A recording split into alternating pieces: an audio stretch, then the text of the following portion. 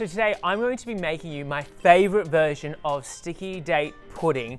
And why it's my favorite is it's because it's a little bit Asian-ish with an addition of miso paste. Now this adds a really nice salty element, so it kind of tastes like a salted caramel. Now today I will be using my Kenwood cooking chef to make this. Now if you don't have one of these, that's totally fine. You can just do this with a mixing bowl. So let's get started. First of all, you're going to need 280 grams of dates. Now, dates, I have a little bit of PTSD from dates from when I was a child for reasons that I will not share with you today, but they're really high in fiber, if you know what I mean. So I'm going to be adding this to my mixing bowl, like so. And then I've got here 400 mils of water. I'm going to add that in. I'm also going to add half a teaspoon of bicarb soda. Now this clever machine has induction heating, so it's just going to boil the water and stir it. Now, if you just have a normal pot of boiling water, you can do the exact same thing in a pot, okay? So I've just added half a teaspoon of bicarb and now it's time to turn this on. So I'm going to be boiling the water and then letting it sit for about 20 minutes. So as you can see, I've just taken out the date mixture from the bowl and I'm just gonna let it cool. But while I'm doing that, I'm actually just gonna press it against the glass bowl because I'm trying to just mash a little bit of the dates just so when I'm eating the actual sticky date, you get a little bit of bits and pieces of the date. All right, it's time now to prepare our batter. So what I've got here is some brown sugar. So I'm gonna add about 1/3 of a cup of brown sugar into the bowl, followed by 100 grams of like soft room temperature butter. All right, so just 100 grams, in it goes. Now, what I'm going to do is I'm just gonna whisk that until it's soft, pale, and creamy. Yum. Simply add 2 eggs to the batter, one at a time. Now that's well combined, I'm going to be adding 1.5 cups of self-raising flour, about a teaspoon of vanilla essence, and now for the Asian-ish ingredient, miso paste. Now, you can add as much or as little as you like, but do remember this is quite salty, so I'm probably going to be adding about 1 tablespoon for this mix. Now also, when using miso paste, be sure to choose one that's quite neutral.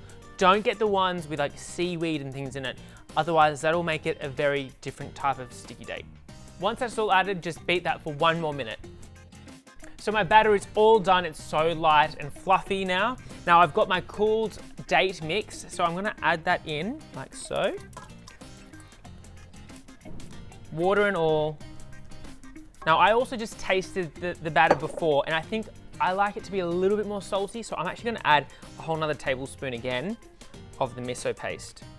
Okay, so I've folded the date mixture all through, and now grabbing a prepared greased tray, which I've lined, I'm just going to pour in the mixture.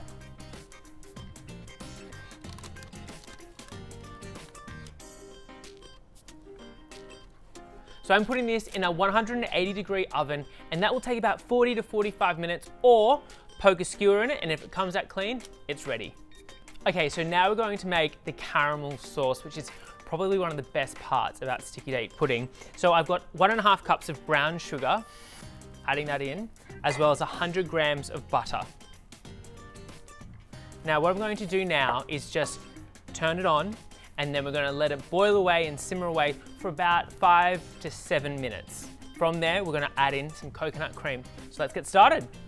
Okay, so our caramel is now bubbling, and now just to finish it off, I've got some coconut cream here. You could use just normal thickened cream, but I just thought, because we're doing Asian-ish, let's do some coconut cream. So I've got half a cup, and we're gonna add that in now.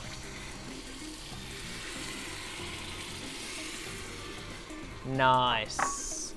So we're just gonna stir that till it's well combined, and then we'll turn it off, and then it'll be ready to serve.